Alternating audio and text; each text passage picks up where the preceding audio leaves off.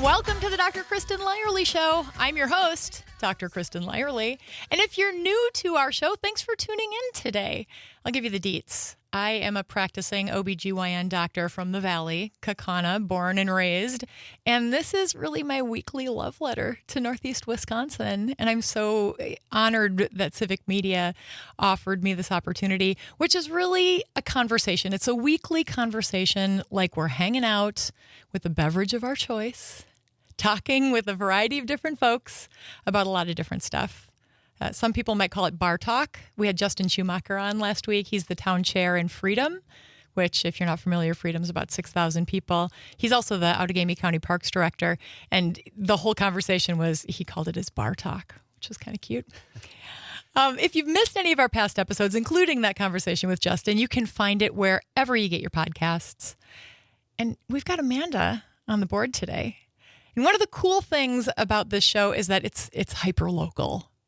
And we're all northeastern Wisconsinites. I mean, you've been around. Oh, I've been all over the state. All over the state. My parents like to move us around.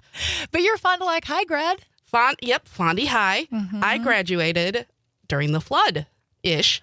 There was a flood? Oh, the great flood of '08. Yes. Oh. So my graduation was spent basically walking around in waist-high water. Are you kidding? Trying to find where my family went. And then we graduated, I think, on Father's Day, like a week or two later. Oh, my gosh. It was actually an interesting night because I call her my sister. We've been friends 20-some years, you know. Mm-hmm. She was getting shipped out that night, and she needed to both get back home and get her diploma. So we had to, get her diploma and then walk through all this water to get, because, I mean, it's the military. They were going to get her one way or another, you know? Right, whether she was ready or not. Mm-hmm. So that was an adventure. That's memorable. I didn't think we were going to go down that path today, but wow. Yeah. So did little kid you think that you would stay in Northeast Wisconsin? I mean, you're a Manitowoc girl now. You work in Green Bay. Little kid me honestly had no idea. I kind of just went with it. Mm-hmm. I don't know. I love Wisconsin. I don't plan on. I mean, we have so little bugs. Yeah. And you look anywhere else, they got these big, nasty bugs. I'm okay. I enjoy the cold. We've got mosquitoes. Yeah, state bird. But in Manitowoc, not so much because we have so much moving water. I mean, lake flies, but... Mm-hmm. Oh, yeah, the lake flies. That's true. Yeah. This area is the kind of place that really pulls you back in. So when I was in high school, I remember my high school social studies teacher showed us a map of Wisconsin, and he circled Northeast Wisconsin, and he said, people don't leave here. And I was like, yeah, I'm out of here. And then I got sucked back in. Right. A lot of boomerangs. A lot of boomerangs, just like our guest today, Mayor Eric Genrich from Green Bay, born and raised. That's right. Yeah. Yeah, indeed. Spent a little bit of time in Madison, going to school and working down there. But otherwise, yeah, all in Green Bay. So Bellin or St. Vincent's? St. Vincent. Mm-hmm. Yes. Yeah, actually, I've told this story with the HSHS News, the big expansion over at St. Mary's, but St. Mary's is actually the reason that I'm in Green Bay because they hired my dad and brought him to town in, I think, 78, and then I was born in 79. But, yeah, we owe it all to St. Mary's. Get out. Yeah. We tend to stratify in Green Bay, whether you were born at Bellin or born at St. Vincent's or St. Mary's, which is kind of the same. Sure. Same system. Why not? Yeah. Yep. St. Vincent guy. And then high school at Notre Dame? Correct. Yep. So were you like a sports guy, a theater guy, a debate guy? Kind of sports, but yeah, I did cross country. Baseball the first year, and then cross country for 3 years, and then ended up working my senior year. But yeah, sports growing up, especially in elementary school and middle school, did a lot with basketball and football and all of that. But yeah, a little bit of sports in high school. I was peripheral sports person. Yeah. I wasn't an athlete. I wasn't good enough to be an athlete. So I was an athletic supporter. Right. I like that. Yeah, I'm sort of good enough to sort of play everything, but not excel at anything. Yeah. But, good for socializing and whatnot. These days, pickleball is sort of the thing. I don't know if you've been bitten by the pickleball bug yet, but it's a lot of fun. I've played a little bit of pickleball. Yeah. Yeah, and actually when we talked with Justin last week, he said that in Outagamie, I think at Plum Park, they're putting in pickleball courts. Yeah, I believe that. We've got a few in Green Bay now, some over at Edison, and then most recently over at Murphy Park on the west side. So got the east and west sides covered. But yeah, it's a great thing to do, to get together with friends and family and just have some fun. More of those community spaces. That's, I think, what we all need, especially right now. Right. And we just came from this incredible event, a press conference over at Lambeau Field. Green Bay has just won this prestigious national award. We are the Robert Wood Johnson Culture of Health Prize winner. Yes.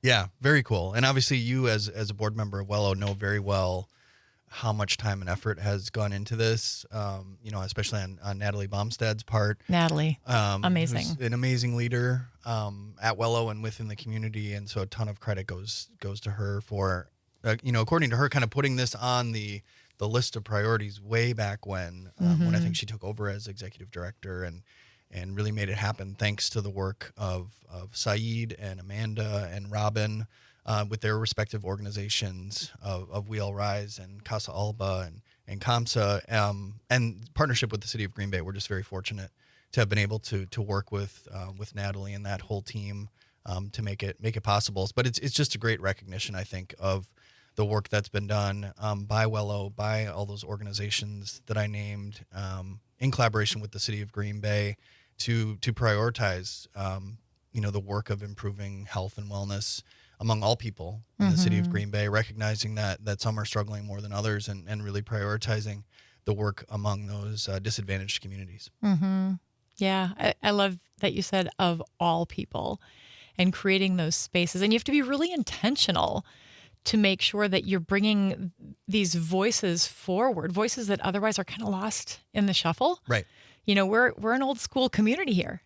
Right. Yeah. And if you just sort of do business or do politics the way that it's always been done, not all of those voices are going to be heard. And so we have made, I think, some real progress in that area, and have been very intentional in working, with those leaders that I mentioned and everyone that they serve, to make sure that everyone feels represented in their city government and in all spaces here locally. So we've, like I mentioned at the press conference, we've done some things, right? We've been able to adopt a non-discrimination ordinance and now have an equal rights commission in tandem with that legislation. Saeed has served for a number of years on that body for us. We have a municipal equality index score of 100. 100. That's the ultimate score. Yeah, right. That's a perfect score for those, who are familiar with like academic scales, right? You want to get 100. And that's an indication of LGBTQ rights within different municipalities around the country. And so made a ton of progress there. We have an office of violence prevention now, led by a great leader in Andrea Crescent, who's doing fantastic work for us every single day. And we also, during the pandemic, declared racism to be a public health crisis, as was the case with a number of other municipalities within the state and country. So, we've definitely made some progress in some of those policy areas, but as importantly is that relationship that I talked about with Wello and with these community leaders, to make sure that progress continues, that hard work continues, beyond all of us. And I think the recognition that Robert Wood Johnson Foundation bestowed on us is just a testament to that work, and a reminder that this work continues and really has to move forward. I'm talking with Green Bay Mayor Eric Genrich about these amazing things, the Robert Wood Johnson Culture of Health Foundation Prize that we I don't even want to say won, because that makes it sound like kind of random. Like we fought for this. This is not your grandfather's Green Bay anymore. Right.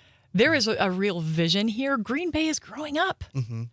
Yeah. And at the same time, holding on to those values that have brought us to this point. One thing that I often say, which I should have said because we were at Lambeau, but that's the Packers and Lambeau Field, also just a great indication of who we are and the values that we hold dear. It's a community-owned team, a city-owned facility in Lambeau Field. Yeah. Pretty nice place. The only NFL football team that's owned by the fans. Right. Exactly. We don't have an owner. We are the owners. Yeah. So we know how to do community really well. And that kind of has made us who we are and put us on the map internationally.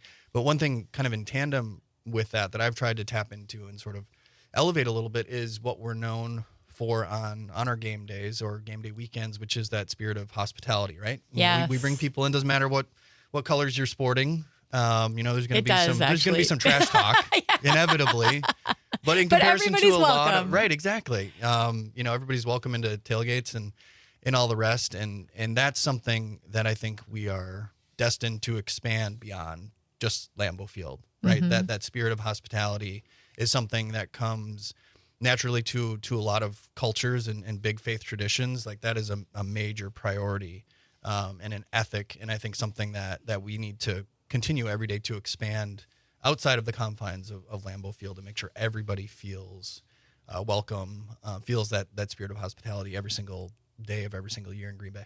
I think it is well outside the confines of Lambeau because I see it. My favorite example when I'm talking with people about Green Bay, because they're like, oh, Green Bay, it's a cute little old-fashioned town. And it is in so many ways. Yeah. But Bay Beach, there is nothing like Bay Beach. No, absolutely not. I mean, one thing that I oftentimes say is the happiest place on earth is not that swamp.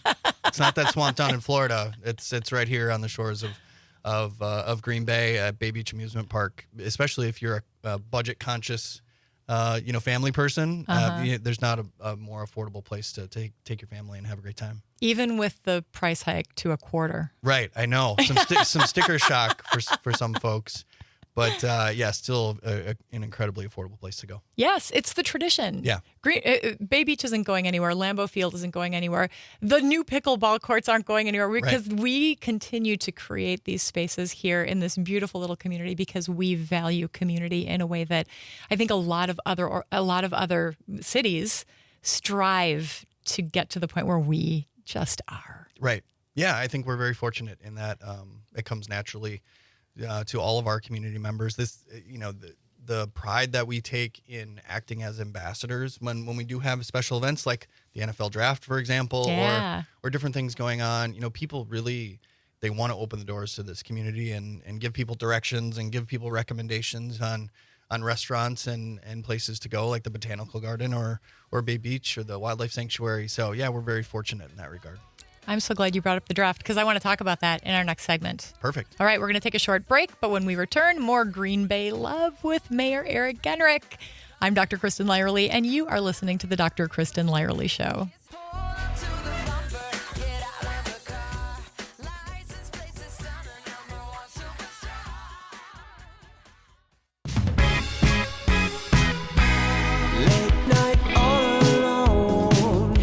Welcome back. This is Dr. Kristin Lyerly. You're listening to the Dr. Kristin Lyerly Show. I'm hanging out with Green Bay Mayor Eric Genrich, and we are sharing tons of Green Bay love. But before we get into that, bring the music back up for a second, Amanda.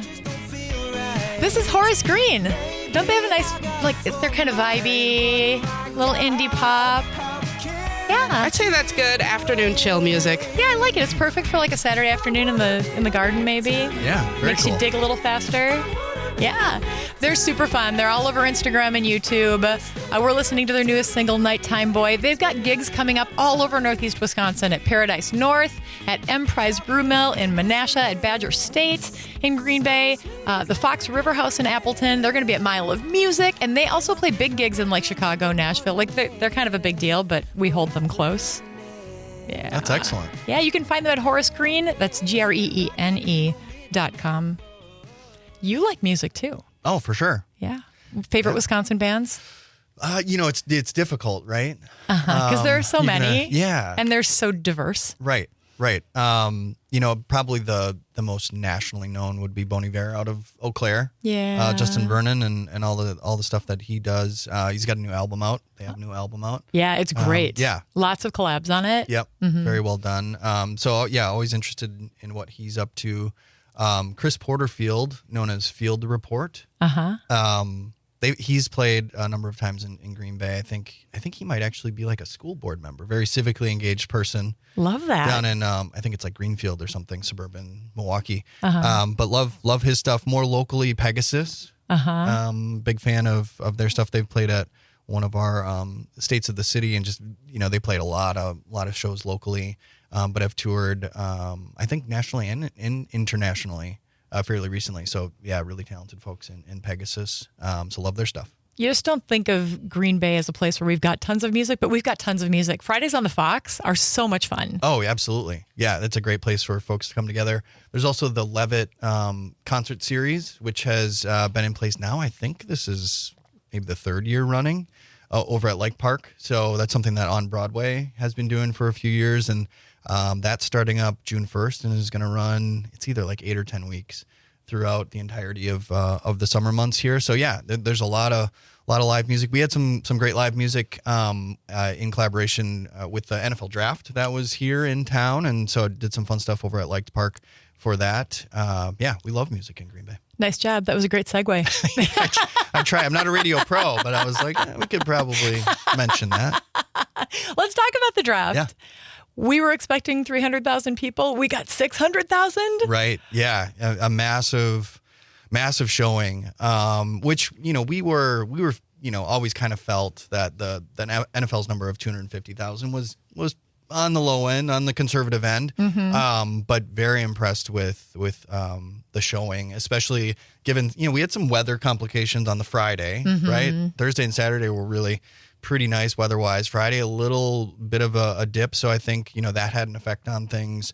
But amazing turnout on day one with, I think it was 205,000, 220,000 actually on the 3rd day, which was kind of like Wisconsin Day. It was such a beautiful at the draft. day. Yeah. Amazing weather. And I think people like us, we brought our kids. Emily and I brought the kids out there. I think a lot of people did that as well. But that is not normally what happens at the NFL draft. It's kind of like day one is biggest, and then it sort of tapers off after that.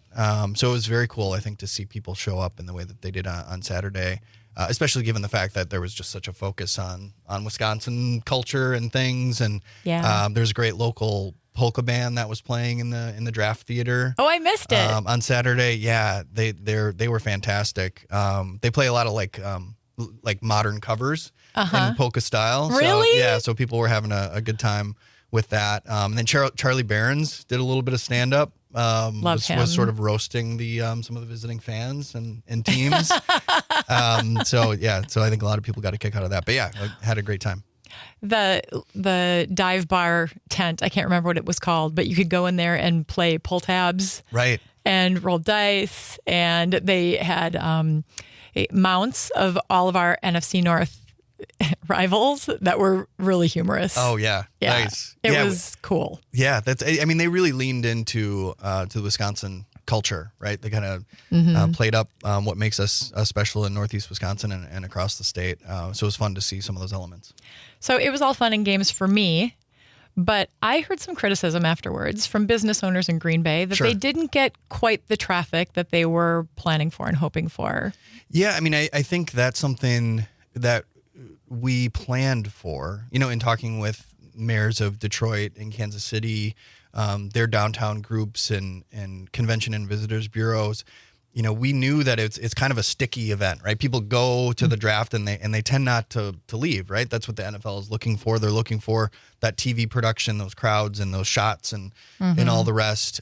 So that's why we were pretty intentional about planning some of the downtown events, working with Leah over at the Military Avenue Business District as well, to do whatever we could to leverage the event and to attract people out of the footprint when things were not going on over there. But some people's expectations were elevated and that didn't always match. But we feel good about the foot forward that we presented for Green Bay. I think the production really went well.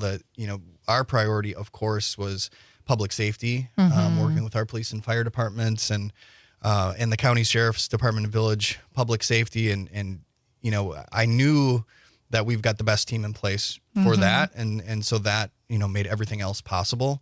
But we're really impressed with how everyone came together to collaborate. The NFL in particular was really kind of blown away, I think, by the spirit of collaboration that we have built in here because of the work that's done oftentimes at Lambeau Field to prepare for those large scale events.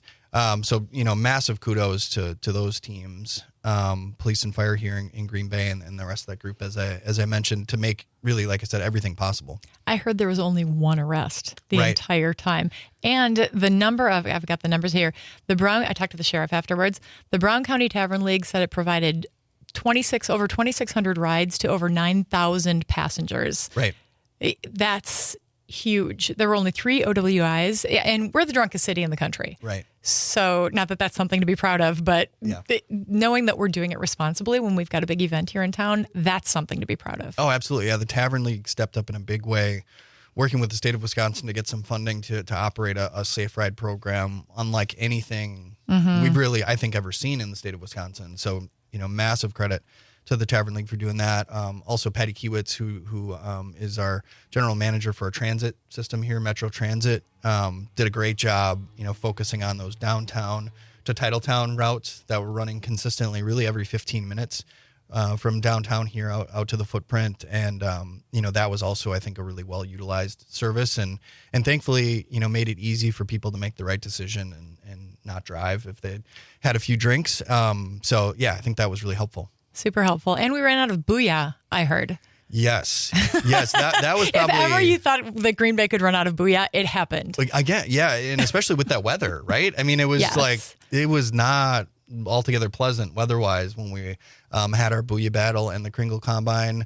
Combine. But the turnout was phenomenal, and my most distinguished responsibility throughout the draft experience was to serve as one of the judges for the Booyah battle. That must have been excruciating. It was really difficult, especially since I don't know anything about anything when it comes to cuisine, right? But Jill Everman was a fellow judge, and she guided Bill Jartz and I in the right direction. So that was helpful. Oh, fantastic. All right, when we come back, you did a guest piece on Dan Schaefer's recombobulation area. Yeah. We're going to talk about what Democrats need to do next. Sounds good. All right, this is Dr. Kristin Lyerly with the Dr. Kristin Lyerly Show.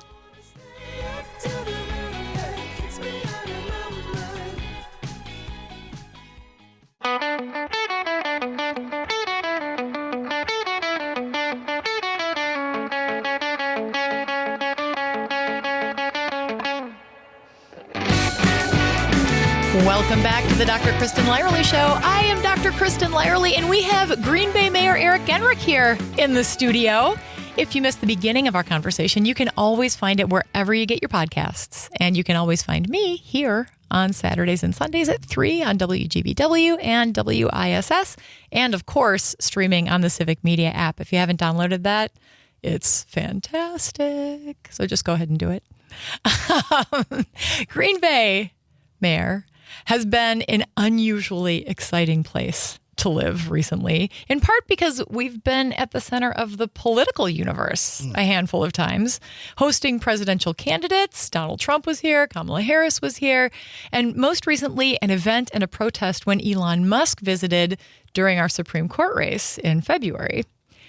You recently did a guest column for Dan Schaefer with the recombobulation area that takes stock of this moment in history. And you asked this question: what do you want for this country? Is it an authoritarian oligarchy or a populist democracy? And if you want to look this up, by the way, you can find the piece. It's titled "Where the Democratic Party Should Go From Here." That's the $1 million question. Right. Yeah, and I don't know if the world needed another think pice, right? Well, maybe they did out of Green Bay because it's a different perspective. Yeah, and it was just one of those things where, I, like a lot of people, have been thinking about the direction forward and observing things playing out in Washington. I've been in politics here in Wisconsin for a while.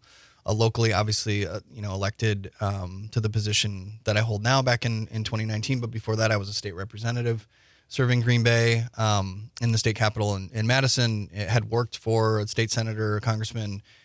So I've seen some things done well and not well, and just felt like, I wasn't, experiencing these thoughts in a vacuum. Obviously, having a lot of conversations with citizens and activists and others involved and friends and family like we all are.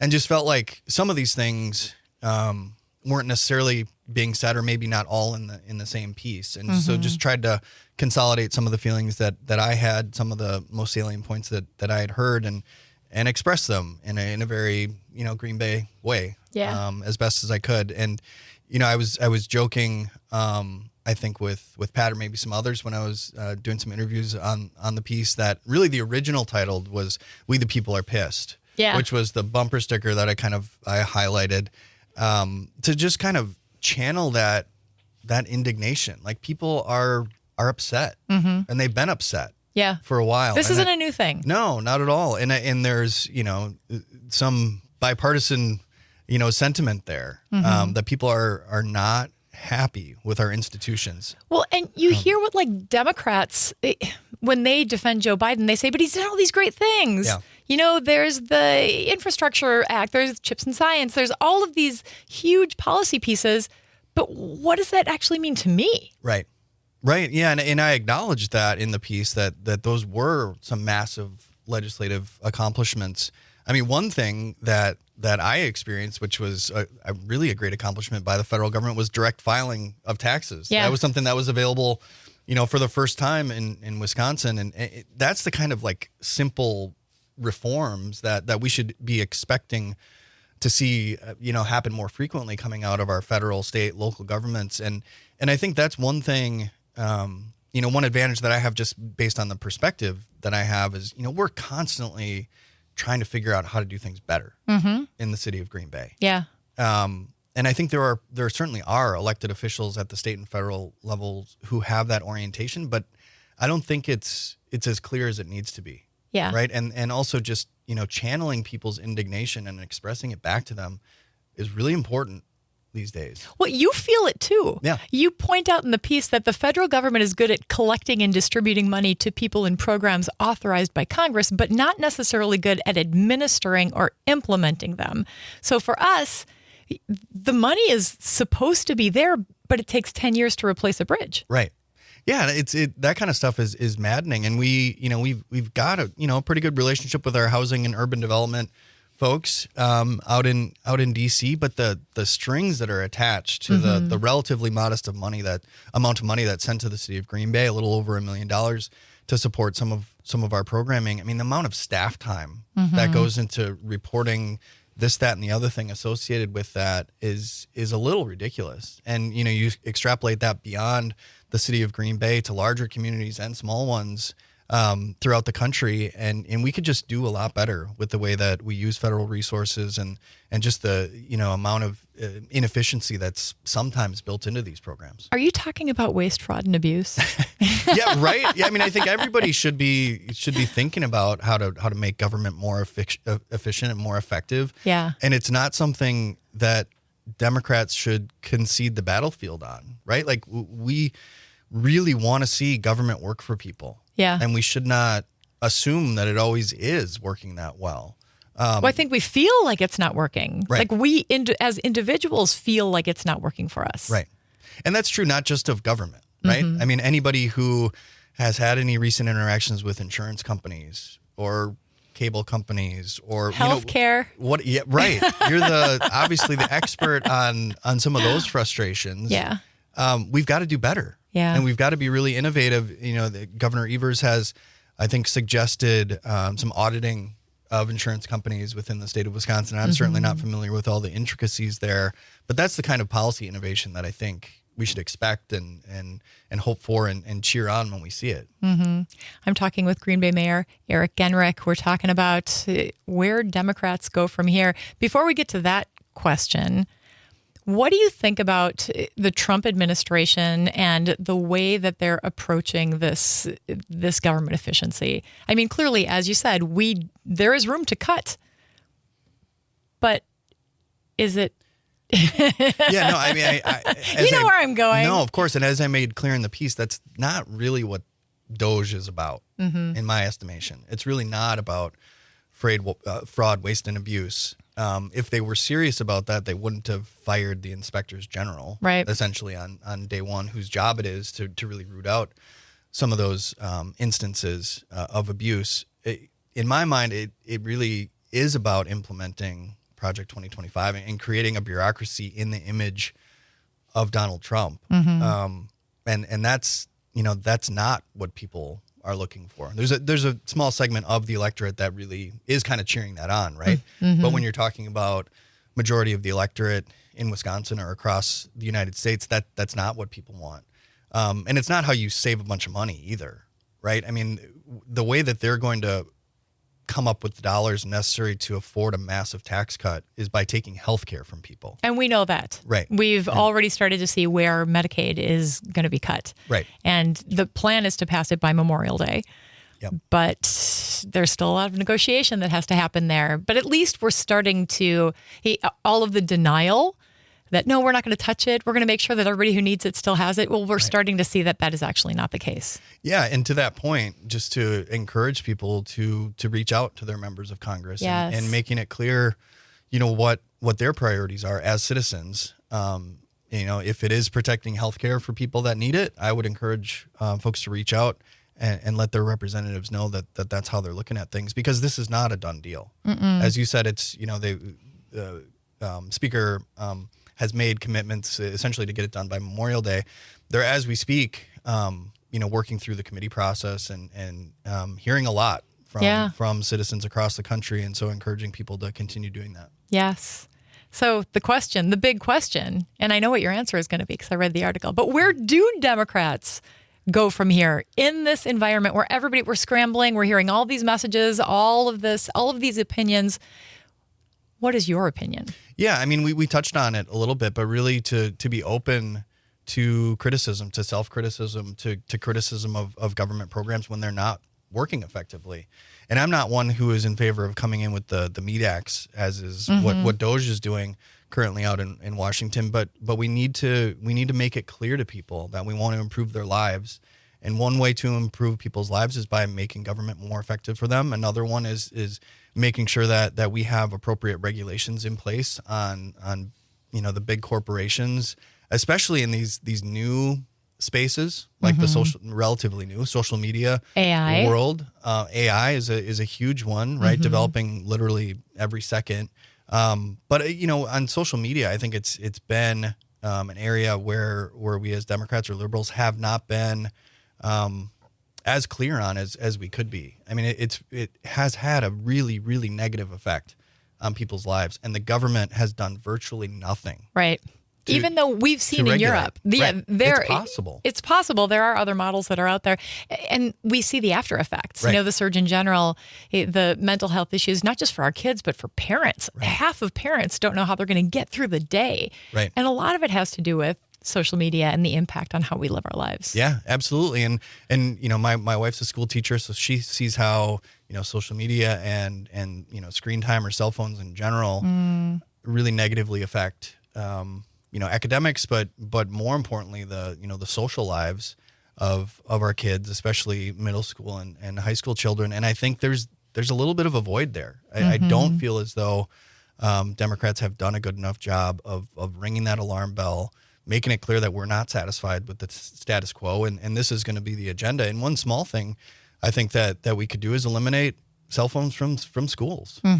Really make it clear that this is not something that's going to be permitted during instructional time during the day, because there is no educational value to having cell phones accessible to kids during the school day. I can't even imagine my kids without their cell phones in their hands, because that is just their friends, but we're guilty of that too. Right. If you go to an airport, people are walking around looking at their phones, not looking in front of them. They're bumping into. Oh yeah, no, absolutely. And to your point, parents like myself, we're not immune from it. We've got a lot of work that needs to be done, oftentimes not during the workday, and that's a way to do it. I'm guilty of doom scrolling Twitter or X or whatever you call it, way too frequently. So, so we could all do better. But I think that's where government really plays a role, is setting some of those guardrails, especially when it comes to our kids. Yeah. You also really lean in on increasing the power of working people. So regular people can share their stories and use their voices and help the bureaucracy and leaders understand that it's not working for us. Right. No, that's very much something that comes naturally, I think, to those of us who are born and raised in Northeast Wisconsin. The labor movement in particular, Yes.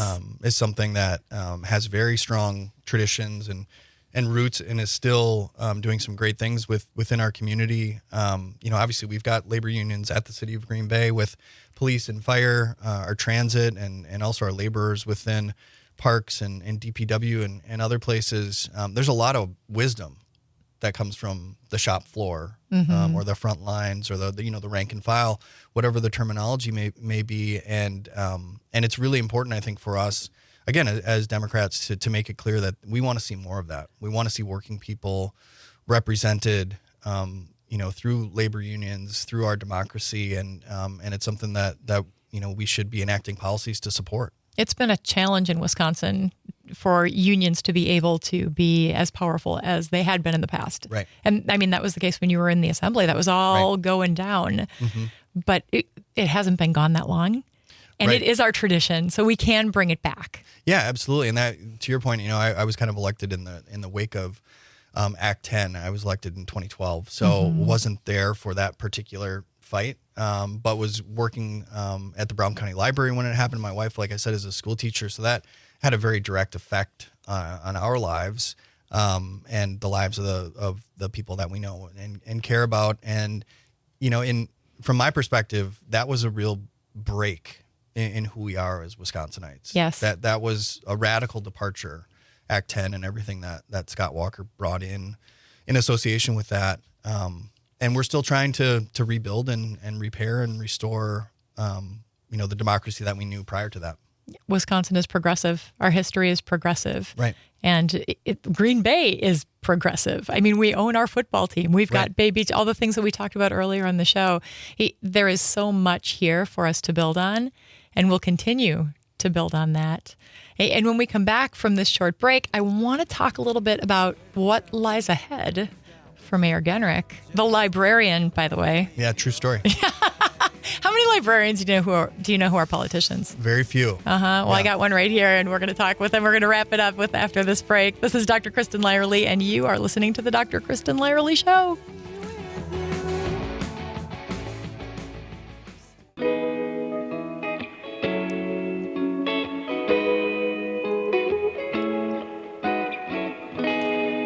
Welcome back to the Dr. Kristin Lyerly Show. I am Dr. Kristin Lyerly, and my guest this week is librarian and Green Bay mayor. Not active anymore, but formerly librarian for sure. Yeah, I mean, that's your master's degree, right? Yeah. Library and Information Science? Yep, correct.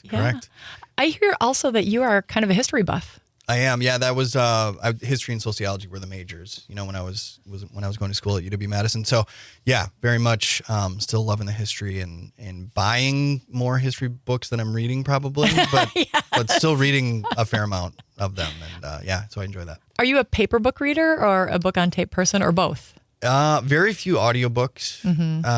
I bought an e-reader, I don't know, 10 or 12 years ago, and literally read like one book. E-reader. Otherwise it's just, buying the old school books themselves, of course, at Lion's Mouth. Oh, yeah. Just great local bookstore. Just down the road here on Washington Street. So a huge fan of Amy and everything that they do there.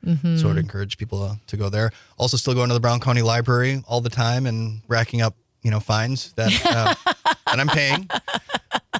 But yeah, I still love to read and love going to the local bookstores. Did you always love history when you were a kid? Because I don't think I loved it as much as I do now. Maybe because I've got more personally. Right. Yeah. I mean, I think I kind of did. I thankfully kind of passed that down to our son Henry as well, who's sort of like a prematurely 70-year-old man. He's like a huge lover of like World War II history and things like that. So yeah, I've always, basically, as far as I can remember, have kind of had an interest in history. But to me, that's a really great way to understand politics. And I'm biased in this regard, but I prefer kind of a historical lens versus a political science lens. Me too.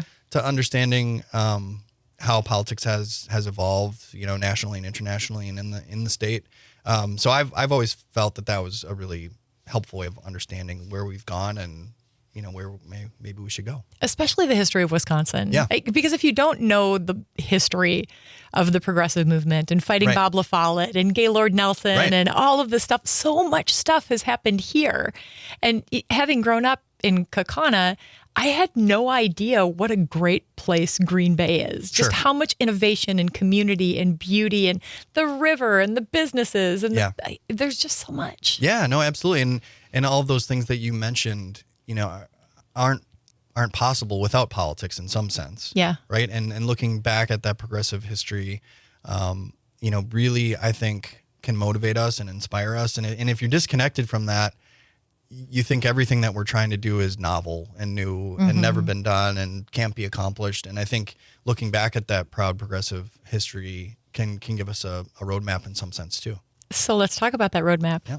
You've served 2 terms now. You're in the middle of your 2nd term. Is there a 3rd term on the horizon? We'll see. I've kind of made the commitment to make a decision in probably about a year or so.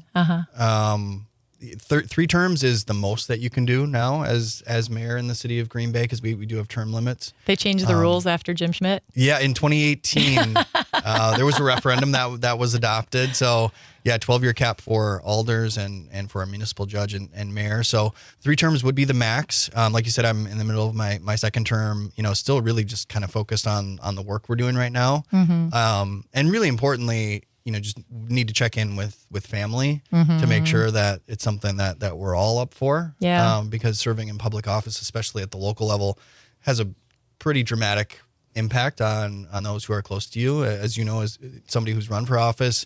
So you got to make sure that everybody's up for it, because if they're not, it's not going to work, and it's not something that I would do. But loving the job. It's truly, I've only had 2 elected positions, like we mentioned, serving in the assembly and then serving in this capacity. But I don't think you'd be able to find a more rewarding position than being the mayor of your hometown, especially when your hometown happens to be Green Bay, Wisconsin. So, we've been through some stuff as a community with COVID and some odd political machinations coming out of Madison with the Gableman investigation and things like that. It hasn't been an easy ride for you. No, not for anybody, right? I mean, it's just been an odd period of time for a lot of folks. Again, tying most of that back to the pandemic and sort of the weirdness of our society as a result. And just, I don't think we've grappled enough with that, quite honestly. Just obviously the health effects, which were more obvious and catastrophic, but also the social, psychological effects of a world living through a pandemic like that. So that was tough for everybody. But setting that aside, it's been a really rewarding run, and we've been able to do some good things for the community, which is what it's all about. Lots of good things for the community, despite challenging times that have divided us in a community where we don't divide well. We need each other, and we know we need each other. So looking back on the time that you served in this role, what do you think is your proudest accomplishment? I mean, that's really hard to just identify 1 or 2 items. But one thing that I think is maybe kind of underreported was the cooperative governance agreement that we put together with the United Nations back in 2020. That was a relationship, the city and the nation, that had really soured and really was the responsibility of the cities. And that's why that happened. And so to be able to play a role in repairing that relationship, understanding that it's truly a constitutional obligation for us to honor the sovereign rights of our indigenous people here in the United States. And so just to play a small role in repairing that relationship, recognizing all the value that they provide to our community and the residents that we share, that was, kind of a little bit of an under the radar achievement for us. It's a really unique relationship. Yeah. Are there other cities? I am not familiar with any others. And when I talked with the folks over on the tribe, the tribe is really unique in how the overlap with the city. Right. Yeah, absolutely. And I'm not sure, how unique that is, but the United Nations history is very unique in the sense that, they were really from the New York area, kind of forced out of it. Which Definitely is why, forced out of it. Yeah, which is why, the United People ended up in the state of Wisconsin. So yeah, very unique history and relationship. But yeah, been very gratified to be able to be a part of the restoration of that relationship. Hey, I am so grateful to you for your vision. Despite the challenge, you don't just check the boxes and do what needs to be done now, but you think about what's happening down the road and how to best serve the people of Green Bay. The people are always at the center for you. Yeah. Thank you. Yeah, no, thank you. Thanks for having these vital conversations about Northeast Wisconsin. This is you've created a great platform for us to engage on. We're going to keep doing it. All right. All right. Well, hey, friends, I want to hear from you. Send me ideas for topics, guests, music, you name it. This is our conversation, and we can talk about whatever we want. And in the meantime, you can catch me on all the socials at Dr. Kristin Lyerly. And if you missed any of our conversation, you can always find me wherever you get your podcasts, and every Saturday and Sunday at 3 on WGBW, WISS, and streaming on the Civic Media app. We'll see you next time. I never want to say goodbye to love.